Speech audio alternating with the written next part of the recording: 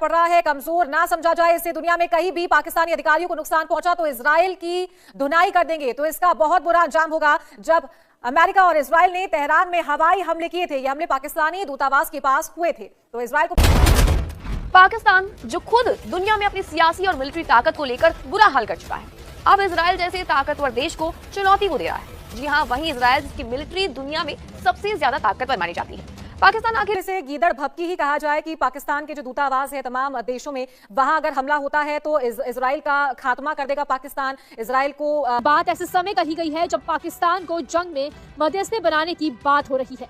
पाकिस्तान से जुड़े एक रणनीतिक फोरम ने बेहद सख्त लहजे में कहा कि उसे कतर समझने की गलती ना की जाए। बयान में साफ कहा गया कि अगर दुनिया में कहीं भी पाकिस्तानी डिप्लोमेट्स या अधिकारियों को नुकसान पहुंचाया गया तो उसका अंजाम बेहद गंभीर होगा। इस चेतावनी तेहरान में उस वक्त हड़कंप मच गया जब पाकिस्तानी दूतावास के आसपास धमाकों और हमलों की खबरें सामने आई। सूत्रों के मुताबिक घटना ने पाकिस्तान को भड़का दिया है। अगर हमारे राजनयिकों को, चाहे वे ईरान में हो या दुनिया के किसी भी हिस्से में, कोई नुकसान पहुंचा तो इसका जवाब बेहद सख्त और निर्णायक होगा। पाकिस्तान ने इजराइल को गीदड़ भपकी दी है कि देश अपनी संप्रभुता और अधिकारियों की सुरक्षा से कोई समझौता नहीं करेगा। ये पहली बार नहीं है जब ईरान और इजराइल के बीच तनाव चरम पर पहुंचा हो, लेकिन इस बार मामला और ज्यादा गंभीर हो गया है क्योंकि इसमें पाकिस्तान भी सीधे तौर पर जुड़ गया है। तो हमले लगातार जारी है और पाकिस्तान को गीदड़ भपकी दी है। तो चलिए आगे बढ़ते हैं। पाकिस्तान की गीदड़ भपकी, कहा इसका बहुत बुरा अंजाम भुगतना होगा अगर किसी भी अधिकारी को किसी भी तरीके से नुकसान पहुंचता है। साथ ही जब अमेरिका और इजराइल ने तेहरान में हवाई हमले किए थे, उसके बाद ये जो नुकसान है ये ज्यादा देखने को मिला था। ये हमले पाकिस्तानी दूतावास के पास हुए थे, तो पाकिस्तान ने कहा है कि चाहे ईरान हो या इजराइल हो, नुकसान पाकिस्तान को नहीं होना चाहिए। हमलों में पाकिस्तानी दूतावास और लोगों को कोई नुकसान नहीं पहुंचा है। इजराइल को पाकिस्तान की गीदड़ भपकी, अमेरिका और इजराइल के हमलों में पाक दूतावास के पास की इमारतों को नुकसान पहुंचा है। तो पाकिस्तान को कतर की तरह कमजोर ना समझा जाए। साथ ही पाकिस्तान ने कहा है कि दुनिया में कहीं भी पाकिस्तानी अधिकारियों को नुकसान पहुंचा तो इजराइल की धुनाई कर देंगे। सीधा यहां पर चेतावनी इजराइल को दी है पाकिस्तान ने और इसका अंजाम बहुत ही बुरा होगा। तो चलिए बात करते हैं पाकिस्तान और इजराइल के रिश्ते के बारे में। पाकिस्तान और इजराइल के बीच कोई औपचारिक राजनयिक संबंध नहीं है। दोनों देशों के रिश्ते ऐतिहासिक रूप से तनावपूर्ण रहे हैं और हमेशा से हिस्ट्री देखी जा रही है। साथ ही पाकिस्तान इजराइल के अस्तित्व को मान्यता नहीं देता है। तो आगे बढ़ेंगे। पाकिस्तान हमेशा फिलिस्तीन का समर्थन करता आया है और इसीलिए जो रिश्ते हैं पाकिस्तान इजराइल के वो कुछ खास नहीं रहे हमेशा से। पाकिस्तान हमेशा फिलिस्तीनियों की स्वतंत्रता की मांग करता रहा है, जिससे नाराजगी इजराइल की हमेशा देखने को मिली है। पाक फिलिस्तीन में इजरायली कार्रवाइयों की निंदा भी करता है। आगे बढ़ते हैं। कूटनीतिक रूप से पाकिस्तान और इजराइल एक दूसरे के दुश्मन भी माने जाते हैं, यानी कि दुश्मनी पहले से चली आ रही पाकिस्तान और इजराइल के बीच। तो पाकिस्तान और इजराइल के रिश्ते के बारे में जानकारी आपको दे दें, कोई औपचारिक राजनयिक संबंध दोनों ही देशों के बीच में नहीं है। तो मिडिल ईस्ट में क्यों अपने दामन में इतनी कमजोर ताकत होने के बावजूद इस जंग का चौधरी बनने की कोशिश कर रहा है? ये सवाल जितना हैरान करने वाला है उतना ही दिलचस्प भी है। आइए जानते हैं कि पाकिस्तान के इस फालतू रिएक्शन के पीछे क्या सियासी खिचड़ी पक रही है और वो खुद को क्यों इस जंग में बेमकसद कुदवा रहा है। नमस्कार, मेरा नाम है। इजराइल के खिलाफ पाकिस्तान की गीदड़ भपकी आखिर है क्या? तो दरअसल 26 मार्च की रात को इजराइल ने तेहरान और ईरान पर बड़ी सैन्य कार्रवाई की, जिसमें पाकिस्तान के दूतावास के पास एक जोरदार धमाका हुआ। भले ही पाकिस्तान का स्टाफ सुरक्षित था, लेकिन पाकिस्तान ने इजराइल को चेतावनी दी कि हमें कतर मत समझो, हम जवाब दे सकते हैं। अब यहाँ अगर वो इजराइल की तरफ एक मिसाइल भी भेज दे, उसे तुरंत रास्ते में इंटरसेप्ट कर दिया जाएगा। तो अब सवाल ये है कि पाकिस्तान क्यों इस जंग का चौधरी बन रहा है? दरअसल बता दें, पाकिस्तान की सियासत अब खतरनाक मोड़ पर पहुंच चुकी है।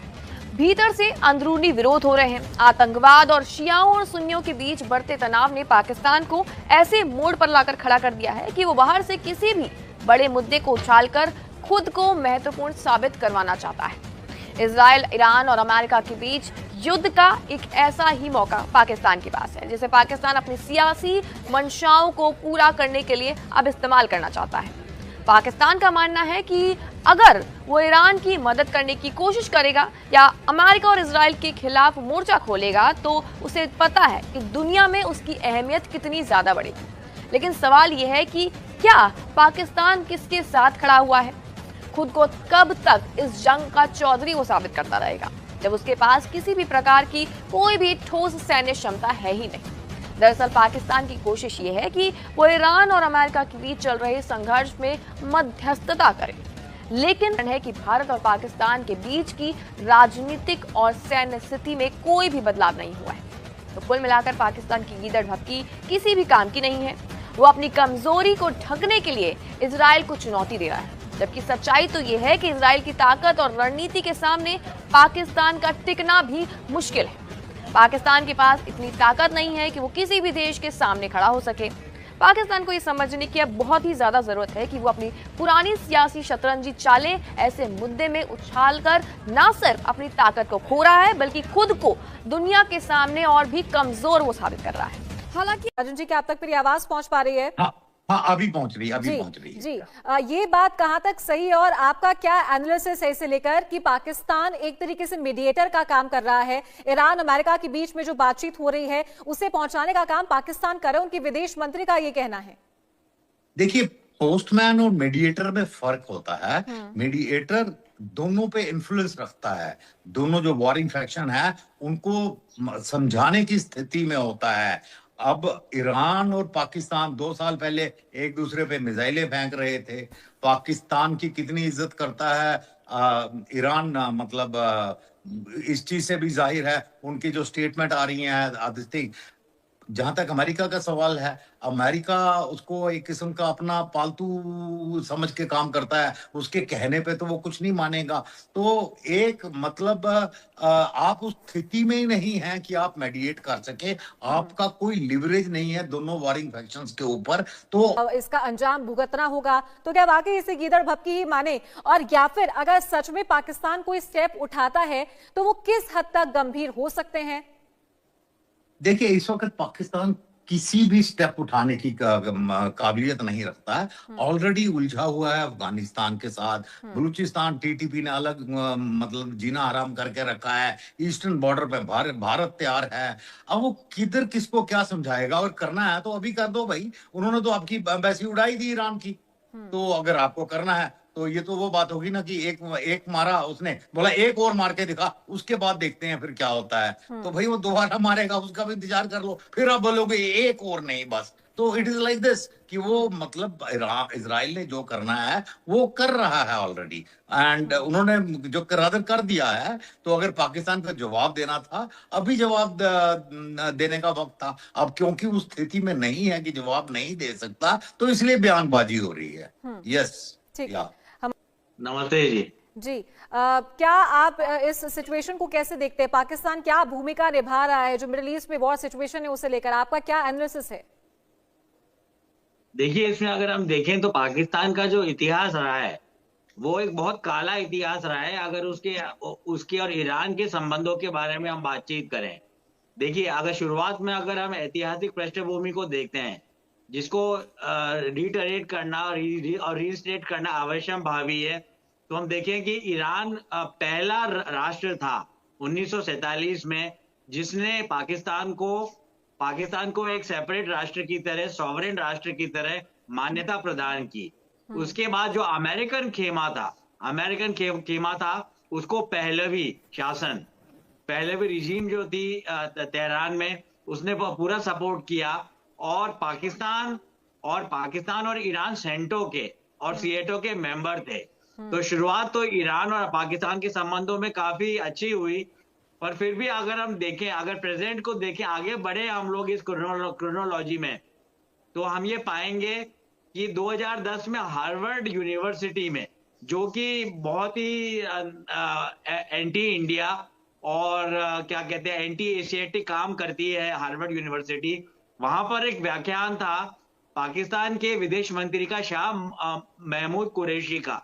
उसमें उन्होंने ये बात बोली कि हम लोग पूरी तरह ईरान के फॉरेन पॉलिसी को सपोर्ट करते हैं, ईरान के लोगों के साथ हैं, पर जिस तरीके से ईरान अपने न्यूक्लियर एनर्जी को डेवलप कर रहा है, जिस तरीके से ईरान की ये मंशा है कि न्यूक्लियर पावर वो मिलिटरीली भी यूज करे, इसको हम पाकिस्तानी होकर पाकिस्तान की ऑफिशियल स्टैंड में इस चीज को सपोर्ट नहीं कर सकते।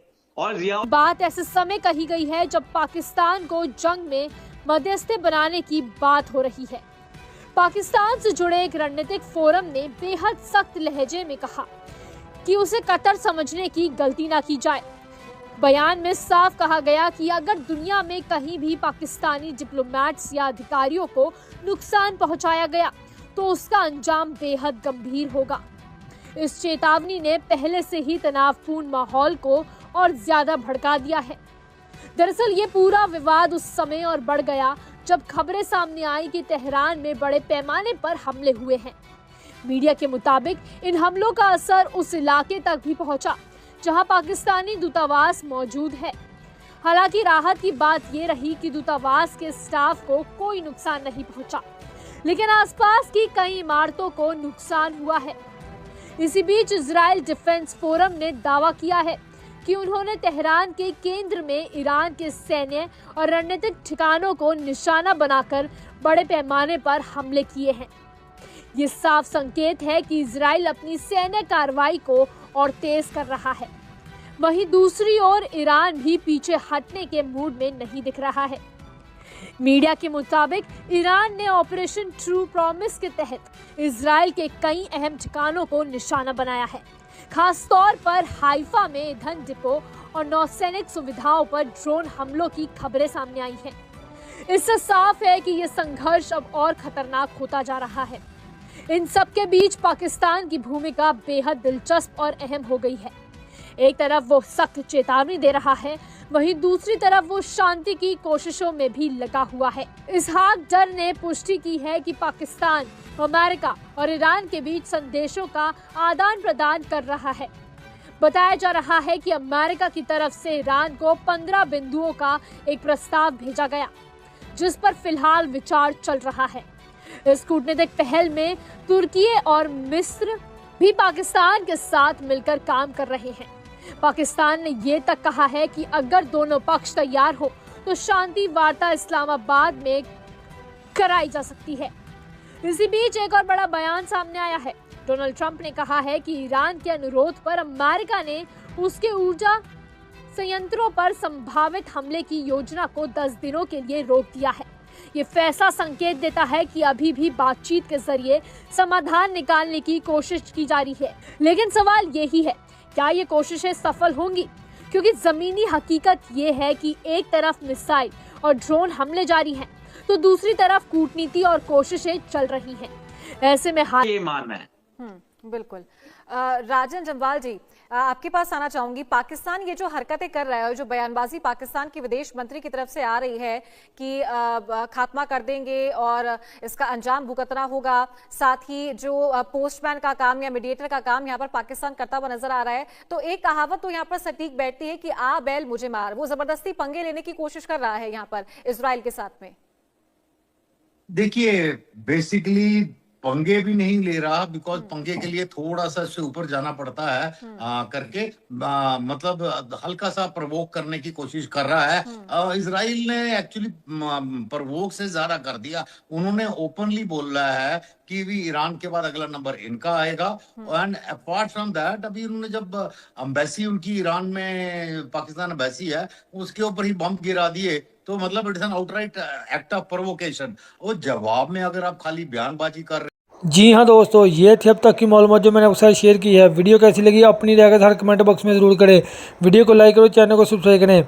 अगर आप भारतीय मीडिया का रिएक्शन देखना और सुनना पसंद करते हैं, चैनल को सब्सक्राइब करना मत भूलिएगा। हाजिर होते हैं एक नई वीडियो नई अपडेट के साथ। नेक्स्ट वीडियो दीजिए इजाज़त। अल्लाह हाफिज़।